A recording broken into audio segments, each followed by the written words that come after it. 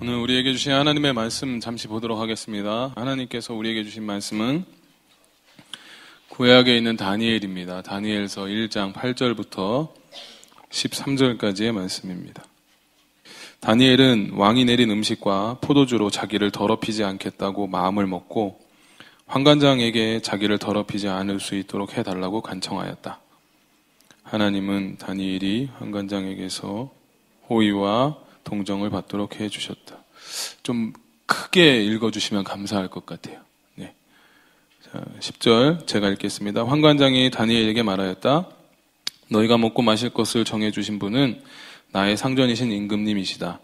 임금님께서 너희의 얼굴이 너희와 같은 나이의 젊은이들보다 더 상해 있는 것을 보시게 될까 두렵다.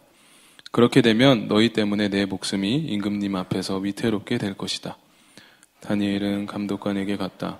그 감독관은 환관장이 임명한 사람으로서 다니엘과 하나냐와 미사엘과 아사랴를 감독하는 일을 맡은 사람이다.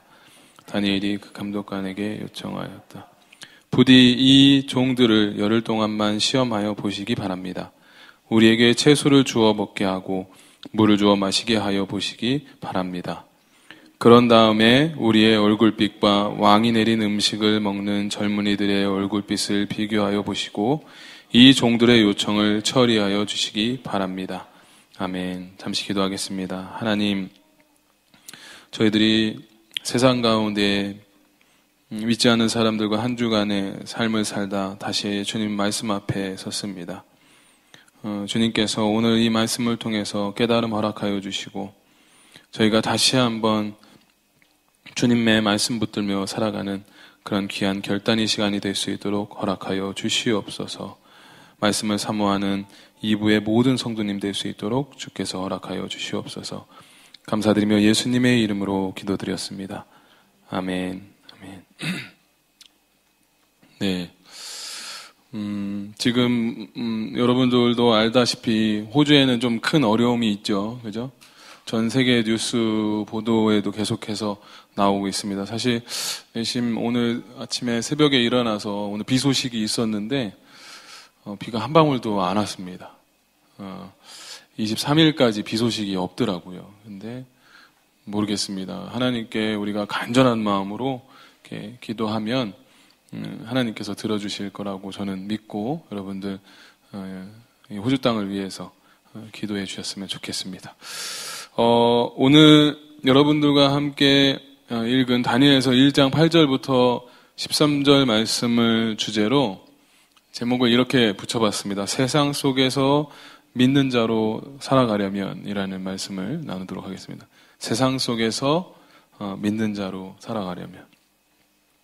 제가 좀 더운데 이것을 좀 벗어도 괜찮을까요? 네. 일부 때에도 제가 땀을 많이 흘려서 좀 벗도록 하겠습니다.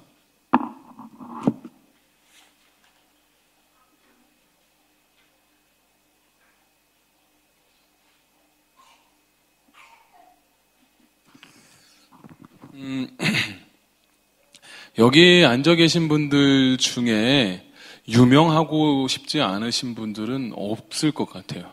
유명한다라는 말보다 나는 성공하고 싶지 않다라고 생각하시는 분들은 아무도 없을 거라고 생각합니다. 다 성공하고 싶으시죠? 맞습니까? 네. 성공하기 싫으신가요?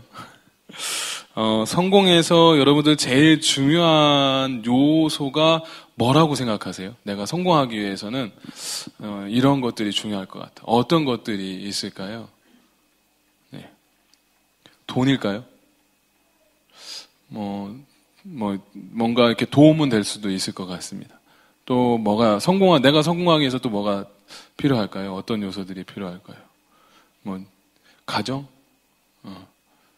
또 직위 같은 것도 포함될 수 있겠죠. 그죠? 근데 대부분의 사람들이 이렇게 성공하기 위해서 가장 중요한 요소를 물어봤더니 노력이라는 단어를 쓰더라고요. 노력.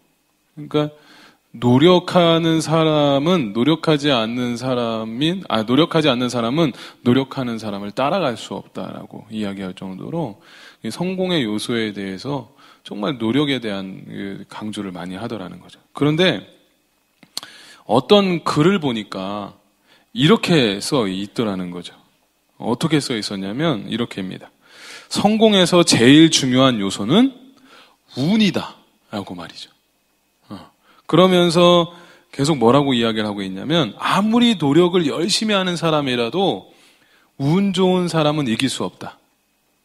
그 운이라는 것은 일종의 타고난 것이다 라고 말을 하더라는 거죠. 이렇게 이야기를 들어보니까 여러분들도 혹시 어느 정도 공감이 되시는 건가요? 네. 뭐 열심히 노력했지만 안 될 때도 있잖아요. 그죠? 그런데 어떤 사람은 운 좋게도 이렇게 표현하죠. 운 좋게도 그냥 대충 했는데도 뭐 시험 점수 나오고 좋은데 취직되고 그리고 뭐 예쁜 사람 만나서 결혼하고 이렇게 이야기를 한다는 거죠. 그래서 그런 일들, 그런 이야기를 들을 때마다 어느 정도 공감되는 글이긴 했었어요. 읽어보는데 글이긴 했지만 저는 예수님을 믿거든요. 예수님을 믿는 자, 믿다 보니까 운이나 혹은 타고난 것 같은 것은 없다라고 생각이 들었습니다. 그래서 혼자 생각을 해봤어요. 그럼 운도 아니고 노력도 아니야. 그러면 성공하려면 무엇이 중요할까? 혼자 생각을 해봤어요. 뭐가 중요할까? 뭐가 중요할까? 고민하다가 이런 대답이 나오더라는 거죠. 제 생각에서 뭐냐면 혹시 근성 있는 사람이 성공하지 않을까라는 거였어요. 근성 있는 사람. 근성이라는 혹시 단어 들어보셨죠? 네? 네. 아마 근성이라는 단어를 아마 여기에 계신 분들 한 번씩 들어보실 것 같은데 근성은 주로 여자분들보다 남자분들에게 조금 더 많이 있는 것 같습니다. 어떤 근성이 있을까요? 승부근성. 그죠? 쓸데없는 거에 근성 많잖아요. 그죠? 꼭 이기려고 해야 되는 거. 별의별 거, 맞히면은 뭐래도 다 꽂아 맞출 정도로, 이렇게, 쓰잘데기 없는 그런 승부근성이 남자들한테 참 많이 있는 걸 봅니다. 그런데요, 남자뿐만은 아니죠.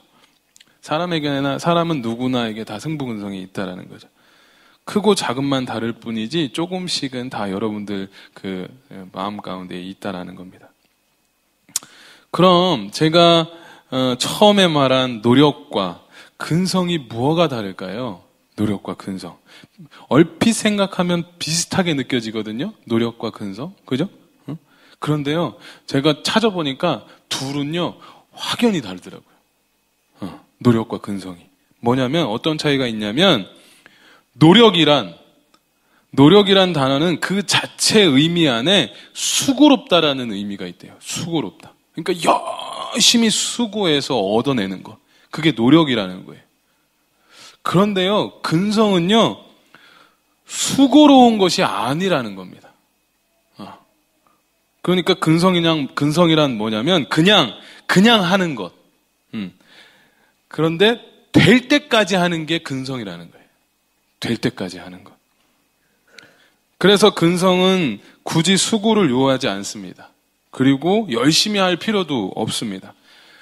중요한 건 뭐냐면 그냥 될 때까지 하면 되는 것이 근성이라는 거예요. 그런데 이렇게 말씀드리는 저도 이렇게 될 때까지 해봐야지 하다가도 해도 안 될 때가 있어요. 아닌가요? 다 있지 않습니까? 그리고 또 혹은 한번 해봐야지, 근성 있게 한번 해봐야지 라고 마음을 먹다가도 어렵고 힘들면 계속 할 수 없는 상황이 우리에게 탁 닥친다는 거죠. 그랬을 때에 근성이 있던 사람이 어떻게 됩니까? 포기라는 걸 해버리게 되는 거예요. 포기. 왜 사람들이 이 근성이라는 것이 있다가도 없어지는 걸까요? 한번 생각해 보셨어요? 나는 분명히 근성 있는 사람이라고 생각했는데 내 주변에 있는 사람이, 내 옆에 있는 사람이 근성 있는 사람이라고 생각을 했는데 왜 저렇게 하다가 해도 얼만큼 했다고 왜 포기하지? 이렇게 혹시 궁금한 적이 없으신가요? 왜 근성 있는 사람이 하다가 포기하고 있다가도 없어지냐면 습관이 되지 않아서 그렇다고 합니다. 습관. 근성 있는 사람들을 보면 어떤 습관이 있대요.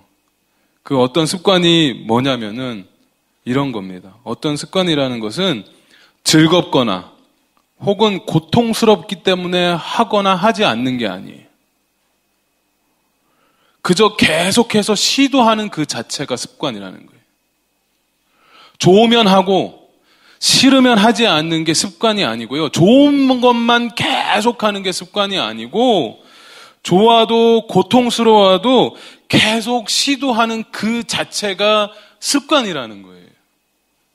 그 습관을 가진 사람이 근성 있는 사람이라고 얘기하는 겁니다. 그런데 오늘 우리가 살고 있는 이 시대에는요, 근성 있는 사람을 잘 찾아보기 힘들다라는 좀 안타까움이 있어요. 우리도 보면 좋은 것만 찾아가잖아요. 그죠? 좋은 것만 열심히 하려고 하고. 우리들 주변에 보면 될 때까지 해보고 혹은 죽기 살기로 도전하는 사람들이 별로 없는 것 같아서 때로는 마음이 조금 힘들 때가 있습니다. 그런데 이런 모습은 예수님을 믿는 우리들도 예외는 아니라는 거죠. 믿지 않은 사람들 틈에서 죽기 살기로 자신의 신앙과 믿음을 지키기 위해 도전하면서 싸우는 그런 크리스찬들을 찾아보기 힘들다는 거예요. 그냥 적당히 타협하고 그냥 사회생활 하려다 보니까 상사가 따라주는 술자리를 거절하지 못하고 가서 술을 마시고. 그죠? 오늘 정성원 형제가 자신의 마음과 시선이 물질에 가지 않기를 소망해 보지만 사실 세상은 그렇게 호락호락하지 않거든요. 그러다 보면 내 마음에 이렇게 포기하고 이제 그만할까? 막 이런 좀 마치 신앙과 타협하려는 그런 모습들이 우리들 가운데 있다는 거죠. 그런데 생각을 해봤습니다. 지금 저희들이 살고 있는 이 시대보다 예전이 더 훨씬 가난했었거든요. 진짜 가난했었거든요. 얼마나 가난했냐면 헐벗고 굶주리고 때로는 믿음을 가졌다라는 이유 때문에 부모님한테 핍박받고, 그죠? 그리고 고난당하고. 그런 어려운 환경인 그 때에도 근성이 있는 신앙인들은 제법 있었다는 거예요. 그런데 왜 요즘 시대에는 근성을 가지고 세상과 싸우는 크리스찬들이 많이 볼 수 없냐라는 게 제 질문이었어요. 요즘 시대에는 왜 근성이 있게 세상과 싸우는 크리스찬들이 없을까? 예전보다 지금 살기가 더 힘든가요? 힘들어서 그럴까? 그렇게 생각을 해봤어요. 아니면 예전보다 요즘 시대에서 품고 있는 무기들이 더 강력한가? 뭐 옛날에는 총칼이고 핍박이고 고문이고 그런 거라면 요즘 무기는 뭘까요? 보고, 먹고, 그죠? 또 뭐가 있을까요? 누리고, 즐기고 그런 유혹들이 예전에 것보다 더 강력해서 근성이 있는 그런 신앙을 갖지 못하는 걸까요? 아니면 혹시 신앙생활을 하면서 생명의 위협을 느껴서 근성 있게 신앙생활하지 못하고 다 포기하는 걸까요? 여러분들 어디에 속해 있으신가요?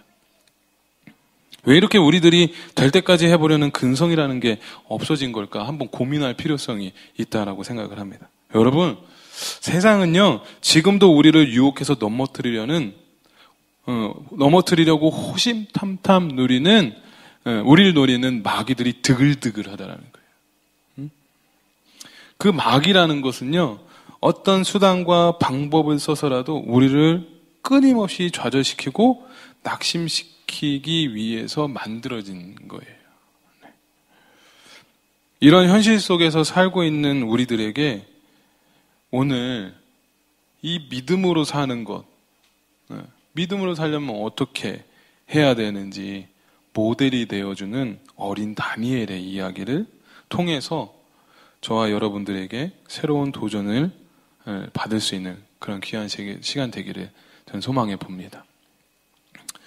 그럼 우리는 어떻게 해야 근성 있게 근성 있게 세상 속에서 믿는 자로 살아갈 수 있을까요?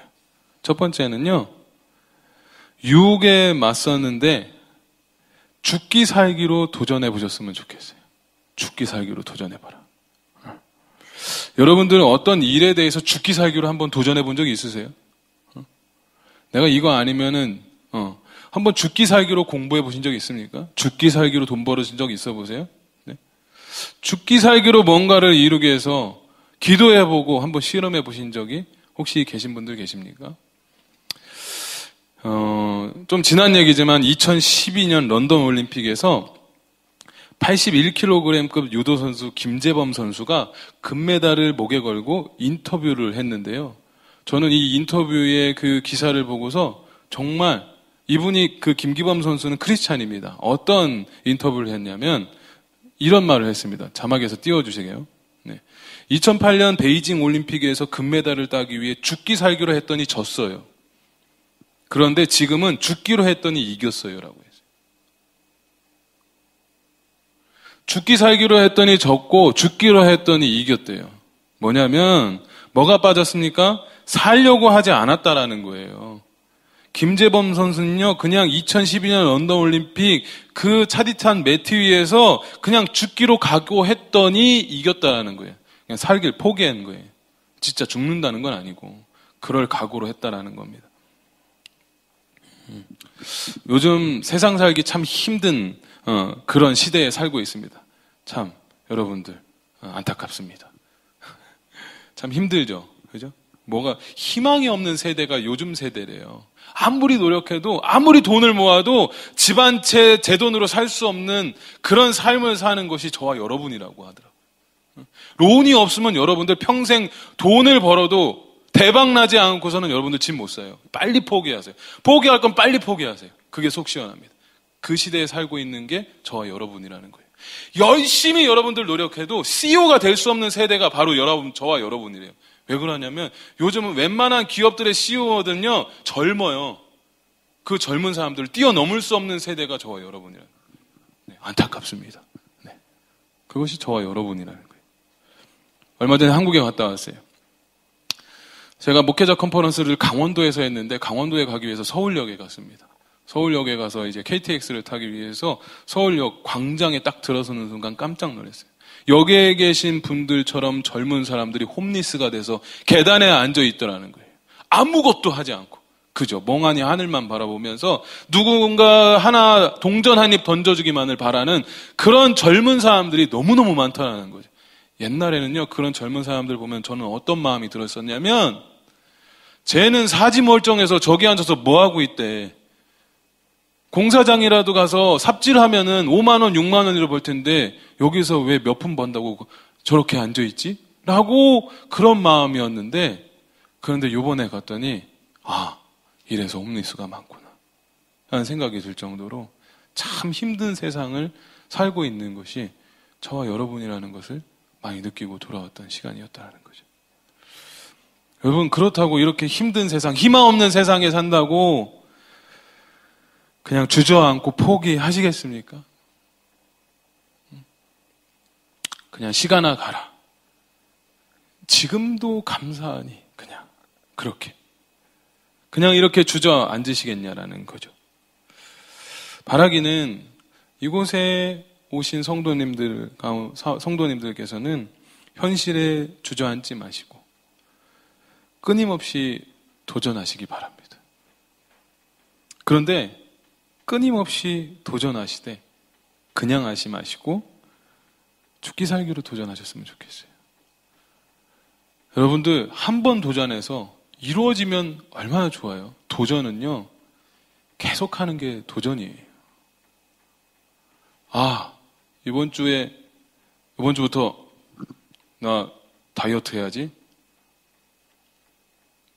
그런데 저녁 되니까 엄청 먹고 있어요.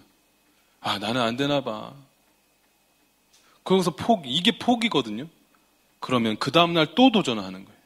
도전은 한 번 하고 끝나는 것이 아니고 죽을 때까지 하는 게 도전인 줄로 믿습니다.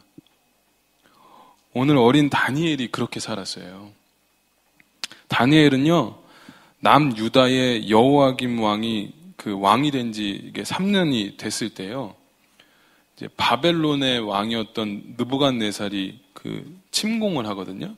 그러니까 예루살렘을 이스라엘 사람들을 먹으려고 그런데 느부갓네살 왕이 남유다를 점령을 하게 됩니다. 그때 바벨론의 포로로 끌려간 소년 중에 한 사람이었어요. 다니엘은. 여러분들 느부갓네살 왕이 머리가 얼마나 좋은 줄 아세요? 이 느부갓네살 남유다를 멸망시킨 이 느부갓네살이 네살 왕이 머리가 얼마나 좋았냐면 그는요 포로들 예루살렘에서 이스라엘 백성 중에서 그 자기 나라로 본국으로 데리고 갈 포로들을요 아무나 데려가지 않았어요. 이렇게 선별해서 너 이렇게 딱딱 집어서 이렇게 데려갔다라는 겁니다. 그런데 주로 어떤 사람을 데리고 갔냐면 뭐 힘이 좋은 사람, 그리고 뭐 열심히 노역을 할 수 있는 사람, 그런 사람이 아니고 이스라엘의 왕이나 귀족의 자손 중에 어린 소녀를 잡아갔다는 거예요. 귀족의 자손 중에 어린 소녀들. 이건 뭐냐면요 미래를 꺾어버리겠다는 거예요. 이스라엘의 미래를 다 이제 완전히 없애고 이제 바벨론의 사람으로 만들겠다라는 딱 그 계획이 머릿속에 콱 바뀌었다는 거죠. 그러다 보니까 어린 그 소년들을 잡아가는데 고된 노역을 시켰겠습니까? 절대 삽질 안 시켰어요. 돌산 캐게 하지 않았습니다. 바벨론에 그들에게 이제 포로로 잡혀간 어린 사람들에게 뭐를 했냐면은 언어를 가르쳤어요. 바벨론 언어. 그리고 문학을 배우게 했습니다. 그리고 잡혀온 어린 소년들에게 그 콩밥, 콩구리밥, 이렇게 보리밥 이런 거 안 줬어요. 뭐냐면은 엄청 잘 먹였습니다. 뭘 먹였냐면 왕궁에서 나오는 최고급 음식과 최상급 포도주를 먹인 거예요. 아니 포로로 갔는데 이렇게 대접을 받은 거잖아요. 유혹이에요. 그죠? 포로들이 얼마나 나 분명히 포로로 잡혀갔는데 먹을 것도 맛있는 거 주고 뭐 입을 것도 멋있는 거 주고 그죠? 이렇게 왜 이렇게 느부갓네살 왕이 포로로 잡혀간 이스라엘 사람들에게 이렇게 잘 환대를 했을까요? 그건 뭐냐면요 느부갓네살 왕은 이스라엘이 믿고 있던 하나님을 완전히 그들의 삶에서 뿌리채 뽑으려고 그랬던 거예요. 그래서 자신에게 절하게 하려고 그래서 유혹을 한 겁니다. 근데 이 느부갓네살 왕의 이 문화 통치 이게 어디랑 많이 닮지 않았나요? 우리나라 대한민국의 일본이 그랬다는 거예요. 일본이 우리나라를 점령했을 때, 우리가 식민지 삶을 살았을 때 굉장히 비슷했습니다. 상투를 잘랐죠. 그죠? 갓을 벗기고 그 도포자락 입고 있던 그런 양반들의 옷을 벗겨 양복을 입혔어요. 소학교라는 학교를 만들어서 노비나 그리고 또 귀족이나 할 것이 다 똑같이 교육이라는 기회를 주고, 그죠? 어떻게 보면 노비들이 혹할 그런 평등한 사회를 일제 사람들이 만들었죠. 그리고 더 중요한 게 뭐였습니까? 민족 말상의 정치로 가장 많이 사용했던 건 언어를 사용하지 못하게 했어요. 이름을 다 일본식으로 바뀌어버립니다. 다. 느부갓네살이 이랬다라는 거예요. 그런데요, 어린 다니엘이 이 자신이 바벨론의 포로임에도 불구하고 이 어린 다니엘이요 믿음과 신앙을 지켰다라는 거예요. 그런 유혹 가운데서요. 다니엘은 하나님을 믿는 이스라엘 백성이라는 자신의 정체성을 굽히지 않았어요. 바벨론의 온갖 유혹에 맞서서 죽기 살기로 도전했다는 거예요. 오늘 본문 8절 말씀을 한번 보시기 바랍니다. 8절 말씀 거기에 보면은 이렇게 나와 있어요. 다니엘은 왕이 내린 음식과 포도주로 자기를 더럽히지 않겠다고 마음을 먹은 거예요. 환관장에게 자기를 더럽히지 않을 수 있도록 해달라고 간청을 합니다. 환관장한테 찾아가서 내가 마음을 먹었어. 네가 나한테 준 음식 안 먹을래. 그러니까 좀 내 부탁 좀 들어줘. 이렇게 얘기를 한 겁니다. 그런데 그 부탁을 받은 환관장의 마음을 하나님이 움직이신 거예요. 그래서 하나님께서 환관장에게 환관장의 마음을 움직이셔서 다니엘을 도와주려는 마음을 이렇게 푹 집어넣어 준 겁니다. 근데 여기서 문제가 생겨요. 환관장의 마음에 문제가 생깁니다. 그건 뭐냐면 환관장이 다니엘의 말을 듣고 굉장한 고민에 빠지기 시작해요. 그 고민이 뭐냐면 자기 목숨과 관련된 고민을 하기 시작합니다. 10절 말씀을 보니까 이렇게 나와 있어요. 오늘 본문 10절 말씀. 너희가 먹고 마실 것을 정해주신 분은 나의 상전이신 임금이시다. 느부갓네살이래요. 그러니까 임금님께서 너희의 얼굴이 너희와 같은 나이의 젊은이들보다 더 상해 보이는 것을 보시게 될까 두렵다. 그렇게 되면 너희 때문에 내 목숨이 임금님 앞에서 위태롭게 될 것이다 라고 한 거예요. 다니엘과 다니엘의 세 친구는 바벨론 왕이 준 음식은 먹지 않고, 아니면 또 다른 이스라엘에서 잡혀온 또 다른 어린아이들은 그것을 먹으면 티가 난다라는 거예요. 다니엘과 세 친구는 점점 말릴 것이고 계속 꾸준히 먹는 친구들은 얼굴에 빛이 날 건데, 이거를 보고 내가 너희들을 관리하고 있는데 그거를 임금님이 알면 나는 죽어, 이렇게 된 거예요. 그런데 그럼에도 불구하고 다니엘은 아예 자신의 목숨을 내놓기로 결정을 했다는 거예요. 음식과 포도주를 먹지 않겠다고 말입니다. 그런데 이런 다니엘의 무모한 도전은요, 여기뿐만 아닙니다. 6장에서도 계속 나옵니다. 다니엘서 6장 10절에 보면은 왕이 아닌 다른 대상에게 무엇을 구하거나 경배하면 사자굴에 집어 던지겠다라는 조소가 선포돼요. 그러니까 바벨론에 잡혀간 포로뿐만 아니고 그 누구라도, 바벨론 사람이라도 자신에게 경배하지 않고 다른 신에게 경배를 하면은 사자굴에 집어 넣어버리겠다라고 얘기를 합니다. 그랬더니 여러분들은 어떻게 하시겠어요? 만약에 여러분들에게 나한테만 절해, 하나님한테 절하면 안 돼, 다른 신에게 절하면 안 돼, 만약에 절하는 그 즉시 너희들을 사자굴은 저희들이 찾아갈 수 없다면 지금 산불이 나는 곳에다가 너희들을 집어넣어버리겠어. 그럼 여러분들은 어떻게 하시겠어요? 믿음을 지키실 수 믿음을 지킬 수 있으십니까? 근데요, 어린 다니엘은 놀랍게도 어떻게 했냐면 늘 하던 대로 창문을 열어 적기고 자신의 살던 이스라엘을 향해 평소와 다름없이 하나님께 3번 기도를 합니다. 이런 다니엘의 모습 속에서 우리는 무엇이 느껴져야 될까요?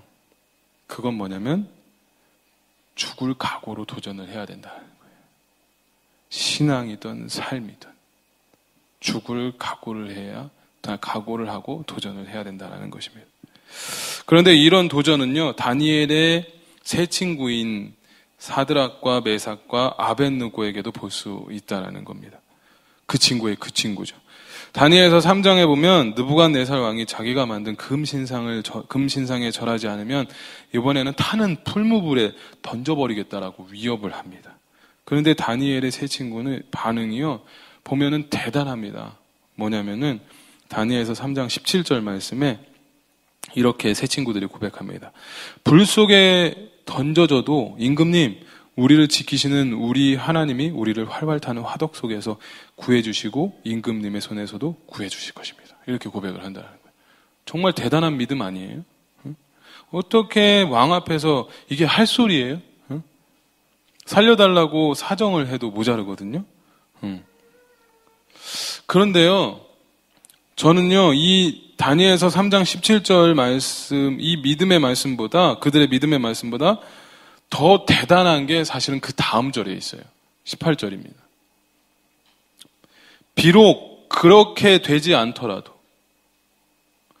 우리는 임금님의 신들을 섬기지 않고 임금님이 세우신 금신상에 절을 하지 않을 것입니다. 굽어 살피소서.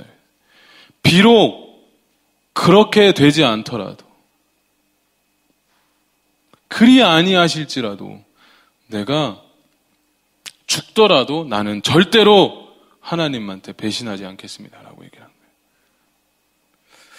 오늘 우리들의 문제가 뭔지 아세요? 여기에 있어요. 뭐냐면 18절을 빼고서 17절만 가지고 도전을 한다는 거예요. 이런 겁니다. 우리가 도전하면 하나님이 분명히 도와주실 거야. 걱정하지 마. 기도해. 그러면 하나님이 좋은 곳으로 우리에게 좋은 곳으로 응답하실 거야. 은혜 내려주실 거야. 지금 힘든 거 곧 지나가. 걱정하지 마. 무조건 건져주신다고 얘기합니다. 그리고 우리를 위기에서 빠져나올 수 있다. 그러니까 도전해. 이렇게 얘기를 한다는 거예요. 그런데요, 죽을 각오로 도전한다라는 건 그게 아니라는 거예요. 뭐냐면 다니엘의 세 친구의 고백처럼 비록 그렇게 되지 않더라도 나는 믿음이 있어야 된다는 거예요. 비록 그렇게 되지 않더라도. 우리가 하는 기도가, 우리가 하는 간구가 비록 그렇게 되지 않더라도 나는 하나님을 절대 배신하지 않겠습니다. 하나님을 원망하지 않겠습니다. 라는 그런 믿음의 고백이 있어야 된다. 다니엘의 세 친구의 믿음에는 내가 죽어도 바벨론의 신상에는 절하지 않겠다라는 믿음의 도전이 있었다라는 것입니다. 저를 포함해서 많은 크리스찬들이 그리 아니하실지라도를 쏙 빼버리고 이길 것 같은 도전만 하는 분들이 너무 많다라는 거예요. 우리는 예수님을 믿는 믿음보다 세상의 두려움이, 세상에 대한 두려움을 너무 더 많이 갖고 있는 것 같아요.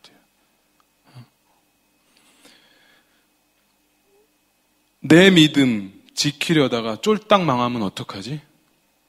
난 지금 당장 눈에 보이는 한 푼이 더 중요한데? 나 이거 벌지 못하면 지금 당장 나가야 될 돈이 얼마인데? 하고 고민하면서 하나님과 타협을 한다는 거예요. 내 믿음 지키려다가 길거리에 나 앉을까봐 조마조마하면 사는 그리스도인들이 얼마나 많은지 모른다는 겁니다. 저는 바라기는 우리에게 비록 그리 아니하실지라도에 대한 믿음이 저와 여러분 마음 가운데 가득해질 수 있게 되기를 주님의 이름으로 소망해 봅니다.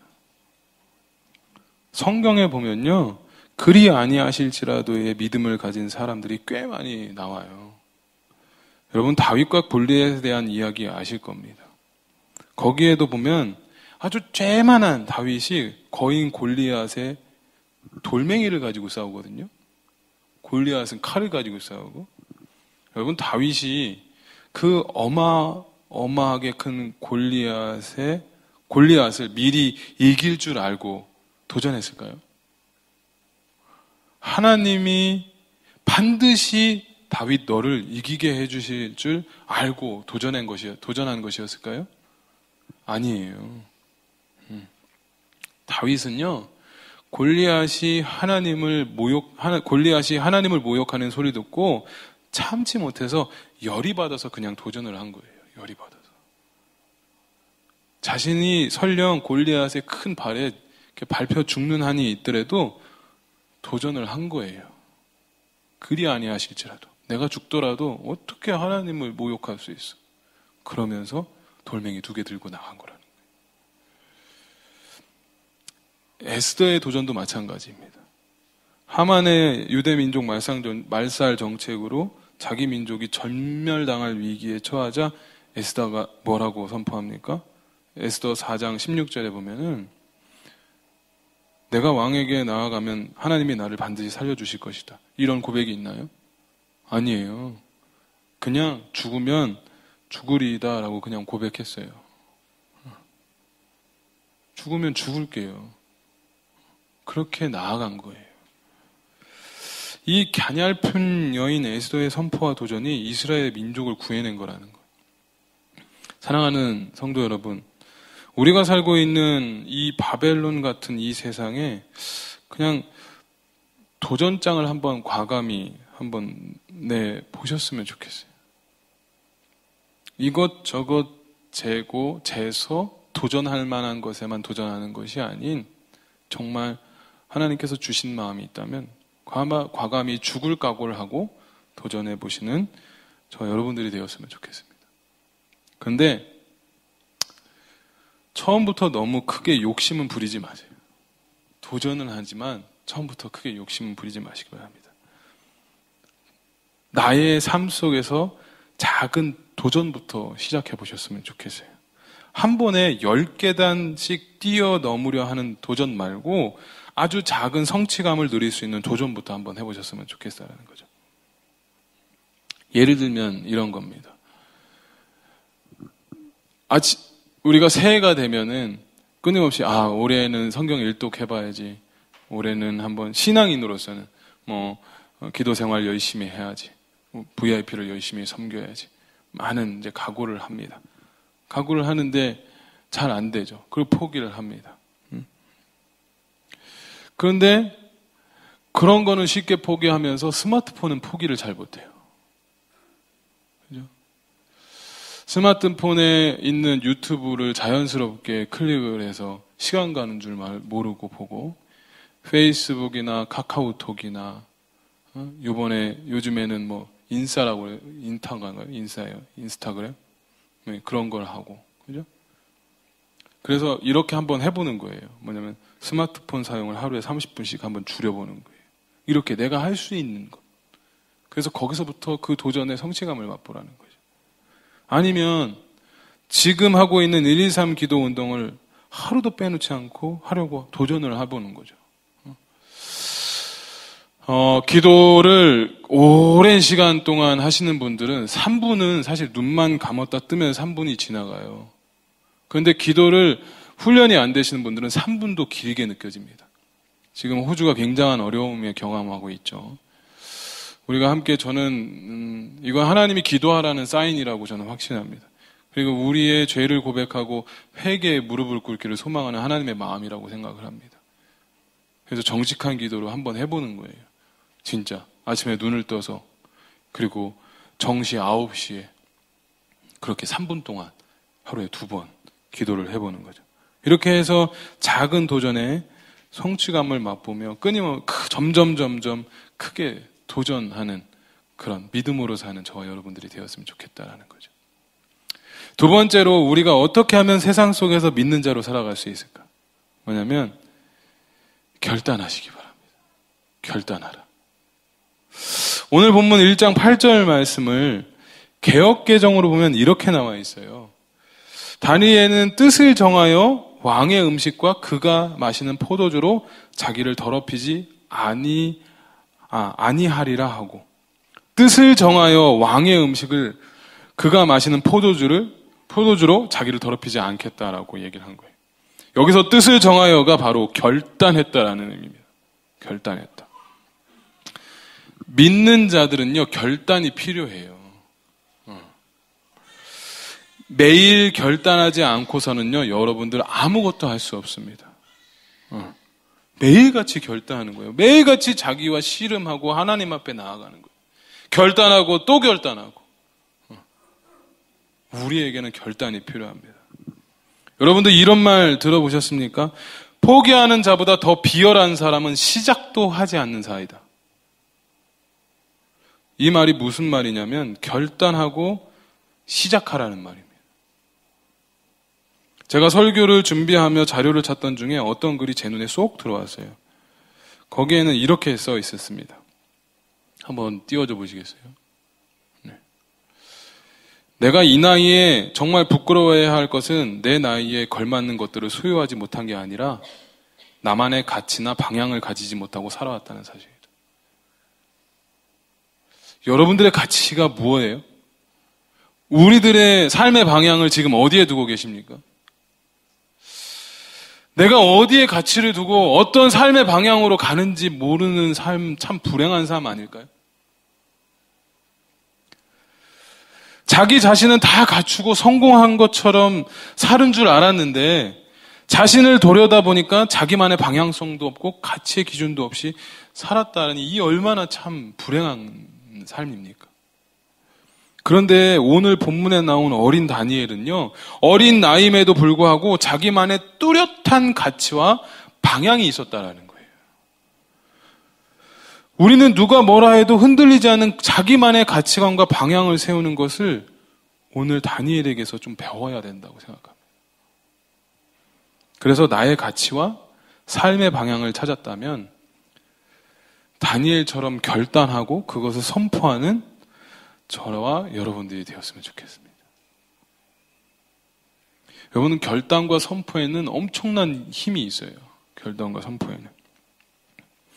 요즘 제가 결단한 것이 하나 있습니다. 여러분들 보시기에 제가 뚱뚱한가요? 네, 일부에서도 똑같은 반응이 나는데 그게 마르진 않았죠. 그죠? 빼짝 마르진 않았잖아요. 그렇다고 남들 보기에 흉한 몸은 아니죠. 그죠? 근데 제가 이번에 한국에 가서 저희 형님이랑 목욕탕을 한번 갔어요. 목욕탕을 이렇게 한번 갔었는데 목욕을 하고 차를 타고 집에 돌아오는 길에 형님이 딱 그 얘기를 하는 거예요. 영우가, 네 몸이 왜 그렇게 됐니? 라고 얘기하는 거예요. 상상하지 마시고. 제 몸이 볼품없다라는 게 아니고 옛날에는 몸이 굉장히 좋았어요. 좋았다라는 게 이렇게 뭐 차도 없어서 걸어 다녔으니 얼마나 배도 안 나오고 잘 뻗었었거든요. 생각보다. 그리고 오랫동안 이렇게 헬스를 해서 큰 근육은 아니지만 이렇게 근육들도 제법 있었습니다. 근데 나이가 먹다 보니까 배가 나오기 시작을 하는 거예요. 그리고 앉아서 책을 보고 성경책, 성경 연구하고 그다음에 말씀 준비하고 하다 보니까 이게 점점 이 아저씨 몸이 돼서 그런지 몰라도 형님이 그런 말씀을 하신 것 같아요. 이게 역으로 말하면 네 관리 네가 좀 해봐라는 거예요. 자기 관리해야지. 이 얘기를 탁 들었는데 충격을 팍 먹은 거예요. 저희 교회에서 입이 제일 까다롭기로 소문난 저거든요, 사실. 다 아실 겁니다. 근데 아무도 모르시는 분들이 계실까봐 저는요, 음식에 기름이 있으면은 토를 합니다. 구토를 해요. 그렇기 때문에 제가 들어가 있는 음식에는 기름을 넣을 수가 없어요. 어저께도 저희 목장 모임을 준비하기 위해서 닭게장을 끓였는데 아내가 저한테 옆에 쓰고 오더니 여보 빨간 고추기름 넣을까? 라고 물어보는 거예요. 근데 저는 입으로는 그럼 목장 식구들 위해서 넣어야지 그래야 맛있지. 이게 나왔는데 속으로는 넣으면 나 토하는데 이렇게 된 거예요. 그런데 끓이고 나서 봤더니 고추기름이 없었어요. 그러니까 아내는 어찌 보면은 고추기름 없어도 맛있게 잘 하긴 했습니다. 제가 이제 위에 천공, 그러니까 구멍이 나 있어요. 그러니까 위에 구멍이 나다 보니까 이게 느끼한 것이 제 몸속에 들어가면 밥을 먹다가도 토를 합니다. 그래서 어머니한테 밥숟가락으로 많이 맞았었어요. 그러니까 그냥 헛기육질이 아니고 먹는 걸 다 입에 뱉어내야 되거든요. 그만큼 힘들기 때문에 음식 관리를 하는 거예요. 그래서 양도 조금 먹고 그리고 뱃속에 있는 그 느끼한 맛을 없애기 위해서 텔로피아에만 유일하게 고추장통이 있습니다. 그거는 주방사역팀이 저를 위해서 특별한 선물이에요. 떨어지지 않고 거기다 놔주시는데 그거나 혹은 탄산음료를 먹어야 돼요. 그런데 형님이 한국에서 그 얘기를 딱 하니까 충격을 먹고 제가 식단 조절을 하기 시작을 했습니다. 지금 이제 이번 주부터 4주 이제 들어갑니다. 4주. 식단 조절을 하면서 덕분에 허리가 2인치 줄었어요. 허리가 2인치가 줄고 다 먹습니다. 안 먹는 거 없어요. 다 먹습니다. 배고프면 먹어요. 몸무게도 제법 빠졌더라고요. 근데 원래 적게 먹은 가운데에서 뭘 뺐냐면 탄수화물을 확 줄였어요. 밥을 적게 먹는데 거기서 더 줄였어요. 밥을 거의 안 먹습니다. 그리고 수분이 많이 들어있는 과일을 엄청 섭취를 합니다. 워낙에 수박을 좋아했지만 수박 반통을 그 자리에서 먹어요. 그리고 설탕을 완전히 줄였습니다. 원래는 이렇게 달달한 모카 커피를 좋아했는데 그냥 시커먼 물을 마셔요. 그냥 커피에 설탕 한 숟갈 넣지 않고 그냥 커피만 마십니다. 커피를 마시고 그거는 이제 커피는 이뇨작용을 한다고 그러잖아요. 몸에 이제 물을 계속 배출하니까 커피를 마십니다. 그리고 탄산 음료를 끊었어요. 제가 세상에서 제일 사랑하는 음료수가 콜라였거든요. 근데 2주째 냉장고에 그대로 있어요. 콜라를 마시지 않습니다. 스프라이트도 마시지 않습니다. 그 대신 제 뱃속을 달래주기 위해서 뭘 마시냐면은 스파클링 워터를 마시기 시작했어요. 그리고 배가 고프면 녹차를 큰 컵으로 2컵을 연거푸 마십니다. 연거푸 마시고 이제 집에 가서 이제 저녁에 이제 그 밥을 또 약간 먹고 그리고 이제 아이들이랑 놀아주다가 책 보다가 이렇게 잠이 듭니다. 그리고 나서 이제 새벽에 이제 기도하러 5시 5분에 일어납니다. 5시 5분에 일어나서 새벽 기도를 한 1시간 정도 한 다음에 이번에 담임 목사님이 필리핀에 선교를 가시는 바람에 제가 기도 훈련을 참 많이 받은 것 같아요. 그래서 목사님이 앉아 계셨던 그 자리에 앉아서 1시간가량 기도를 했습니다. 그리고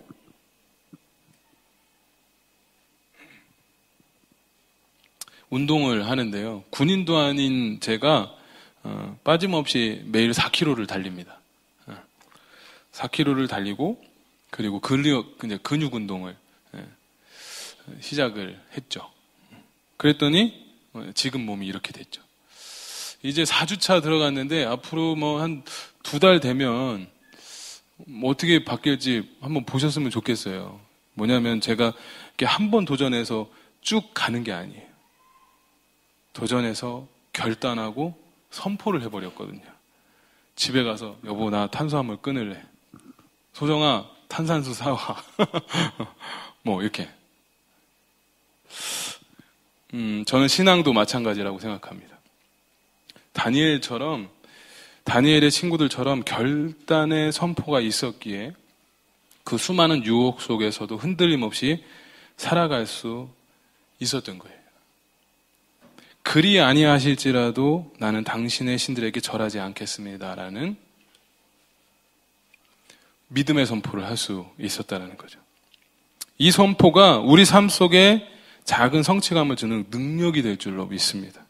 이제부터 신앙과 삶에서 결단한 것이 여러분 가운데 있다면 목장 모임 때 한번 선포해 보세요. 여러분들 마음 가운데 도전하고 싶고 결단하고 싶고 그리고 지금 이 순간에 그런 것들이 있으면 한번 목장 모임에서 선포를 해보시라는 거죠. 나는 오늘부터 새벽기도 결단했어. 딱 가서 얘기하는 거예요. 그런데 다들 그렇게 딱 결단해서 얘기하면 목장 식구들이 그 사람을 어떤 눈으로 바라볼 거예요? 네가 다 이럴 거예요, 진짜. 다 못 믿을 거라는 거죠. 하지만 그 못 믿을 것 같은 사람이 새벽이 되면 혹시 그 사람이 새벽 기도에 나가지 않았을까? 하는 생각도 해볼 수 있다는 거죠. 여러분들이 할 수 있는 결단과 그리고 여러분들이 할 수 있는 도전을 한번 오늘 이 시간 이후로 한번 여러분들 도전해 보셨으면 좋겠습니다. 탈무드에 이런 말이 있다고 합니다. 세상에서 너무 지나치게 쓰면 안 되는 3가지가 있대요. 그 첫 번째가 뭐냐면 빵에 이스트를 지나치게 사용하면 안 됩니다. 효모, 부풀리게 하는 거. 그리고 둘째는 소금을 지나치게 사용하면 안 된다고 합니다. 세 번째는 뭐냐면 망설임이라고 합니다. 망설임. 더 이상 망설이지 말고 지금 바로 결단하고 도전해 보셨으면 좋겠습니다. 저희 교회에는 예배가 마치면 재헌신 시간이 있습니다. 저는 이 시간을 결단의 시간, 선포의 시간이라고 생각을 해요. 내가 주님 앞에서 결단하는 것입니다. 저와 여러분이 주님 앞에서 결단하는 거예요. 한 주간의 삶을 이렇게 살아보겠습니다라고 주님 앞에 선포하는 거라는 거죠. 그리고 내가 한 주 동안 이런 도전을 하겠습니다 라고 우리가 주님 앞에 나아가는 겁니다. 이런 것들이 우리에게 꼭 필요하다는 겁니다. 오늘 말씀 가운데 혹시 결단과 도전의 마음이 생기셨다면 예배 후에 재헌신 하시길 바랍니다. 이제 말씀을 마무리하도록 하겠습니다. 여러분, 세상 속에서 믿음을 지키며 사는 것이 참 힘이 들어요. 특히 요즘 같은 시대에 볼 것도 많고 할 것도 많고 먹을 것도 많고 이렇게 수많은 유혹들을 뿌리치며 사는 것은 참 쉽지만은 않을 것 같습니다. 하지만 여러분, 힘들지만 오늘 다니엘처럼 죽기 살기로 세상 가운데 도전하고 나의 신앙을 지켜내려고 노력하는 저와 여러분들이 되었으면 좋겠어요. 그리고 매일같이 주님 앞에 결단하고 또 도전하고 그리고 또 선포하면서 하루하루를 시작해 보셨으면 좋겠습니다. 그런데 중요한 것은요, 우리가 도전하고 결단하기 위해서 필요한 것이 하나 있어요. 그건 뭐냐면 하나님을 향한 절대적인 신뢰가 필요해요.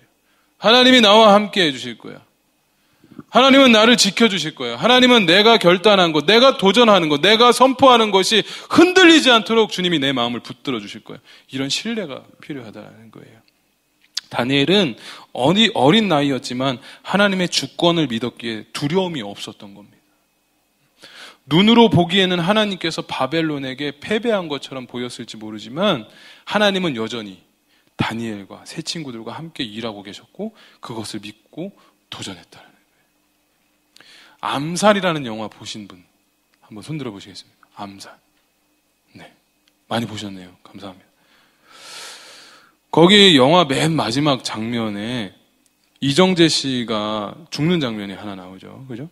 이정재 씨가 그 맡았던 염석진이라는 인물이 나옵니다. 암살이라는 영화에. 혹시 시간이 되시면 오늘 한번 시간을 내셔서 암살이라는 영화를 보셔도 좋을 것 같은데, 염석진이라는 인물이 나오는데 그는요 어떤 사람이었냐면 청년 시절부터 독립운동을 해왔던 사람이었어요. 그런데 불행하게도 이 염석진은 중간에 변절을 하고 자기 동료들을 배신을 합니다. 앞에서는 독립운동가인 것처럼 활동을 하면서 뒤로는 일본에게 독립운동가의 작전과 명단을 넘기는 밀정 노릇을 한다라는 거죠. 그러다가 결코 한때 동지였던 독립운동가의 총에 죽음을 맞게 된 그 이정재에게 영화의 여주인공인 전지현이 이정재에게 묻습니다. 왜 동료들을 팔았어? 라고 물어봐요. 왜 동료들을 팔았어? 그 질문에 그 이정재 씨가 뭐라고 대답한 줄 아세요? 몰랐어. 해방될지 몰랐으니까. 알면 내가 그랬겠어? 라고 얘기했더니. 염석진은 희망을 찾지 못하고, 그러니까 해방될 것 같다라는 희망을 찾지 못하고 동료들을 팔아 넘겼지만 그렇지만 많은 독립운동가는 희망을 잃지 않고 독립을 간절히 기다렸다는 거죠. 우리도 사실 신앙생활을 하는 것이 이 땅에 다시 오실 예수님을 기다리며 사는 거거든요. 그죠? 그런데 이 시대에 많은 유혹과 시험들 때문에 우리들도 믿음과 신앙을 지키지 못하고 염석진처럼 변절하고 무너지고 타락하고 세상과 적당히 타협하면서 교회를 떠나게 된다면 이 얼마나 비극이에요. 그렇게 탕자처럼 주님 멀리 떠나 살다가 세상과 타협하며 살다가 도적같이 주님이 다시 오셔서 너 왜 그랬어? 하고 물어보면 여러분들 뭐라고 대답하시겠습니까? 혹시 우리도 종말이 이렇게 빨리 올 줄 몰랐지. 알았으면 그렇게 했겠어? 하면서 후회하면서 사시겠어요? 사랑하는 성도 여러분, 우리가 부끄러운 고백으로 나의 인생을 끝마치지 않았으면 좋겠습니다. 지금 다니엘처럼 도전하고 뜻을 정하여 결단해 보시길 바랍니다. 그리고 눈에 보이는 것에 연연하는 것이 아니라 하나님 나라를 꿈꾸며 사는 저와 여러분들 되시기를 주님의 이름으로 간절히 소망해 봅니다. 우리 이 시간에 말씀을 생각하면서 한번 잠시 기도하는 시간 가졌으면 좋겠는데,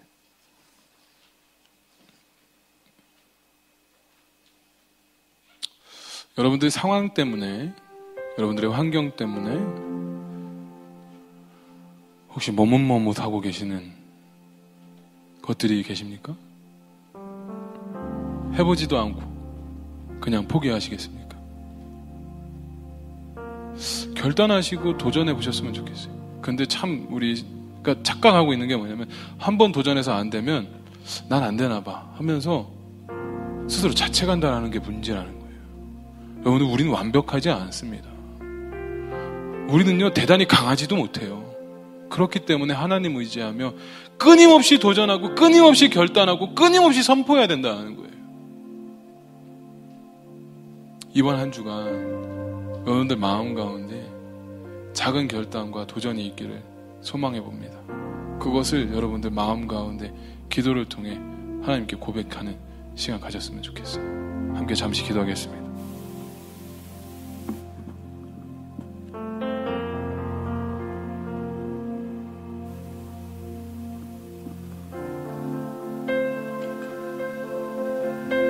무엇이라도 좋습니다. 기도하시면 좋을 것 같아요.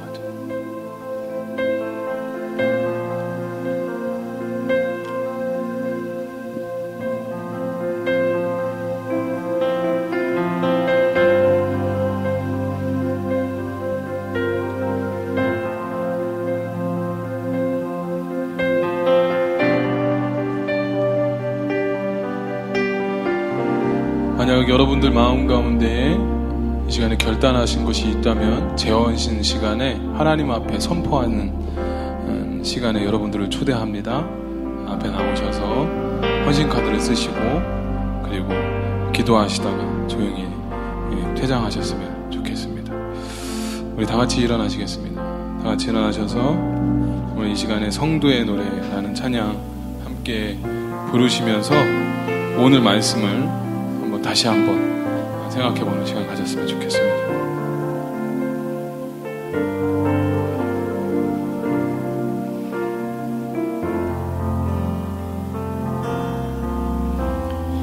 난관함과 고난 수고로움 속에도 성도는 그 믿음을 지켰네. 주를 섬기는 일에 자신을 다 드리며 진리의 말씀과 성령으로 그 길을 걸었네. 환난과 고난 수고로움 속에도 성도는 그 믿음을 지켰네. 주를 섬기는 일에 자신을 다 드리며 진리의 말씀과 성령으로 그 길을 걸었네. 그리스도 안에서 새롭게 하시고 그리스도로 인하여 자유케 되었네. 우리는 무명하나 유명한 자요. 죽음의 위기 속에도 참 생명 가졌고 근심 하나 기뻐하며 가난하나 다른 일을 부욕해 하는 자로다. 그리스도 안에서 새롭게 하시고 그리스도 안에서 새롭게 하시고 그리스도로 인하여 자유케 되었네. 우리는 무명하나 유명한 자요. 죽음의 위기 속에도 참 생명 가졌고 근심 하나 기뻐하며 가난하나 다른 일을 부욕해 하는 자. 우리는 무명하나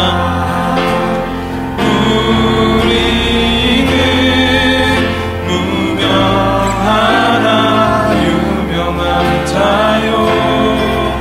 죽음의 위기 속에도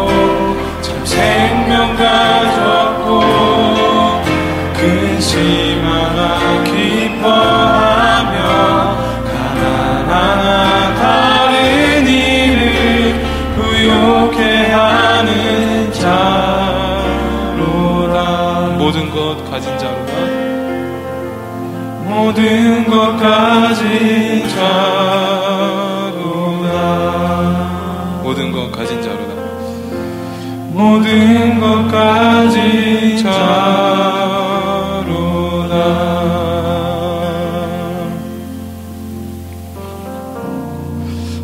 이번 한 주간 여러분들 믿음을 지키며 살아가시는 다니엘과 같은 사람이 되어주시기를 소망합니다.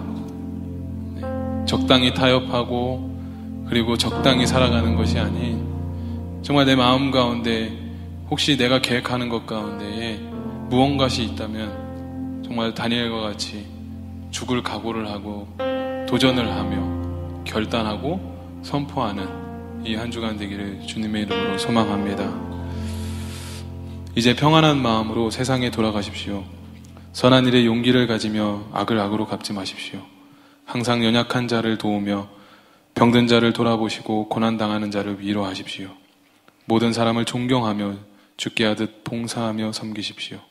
어떤 일에도 원망과 불평으로 하지 마시고 모든 일을 믿음과 사랑으로 하시고 무엇을 하든지 주께 받은 영혼 구원의 사명과 하나님 나라를 위하여 하십시오.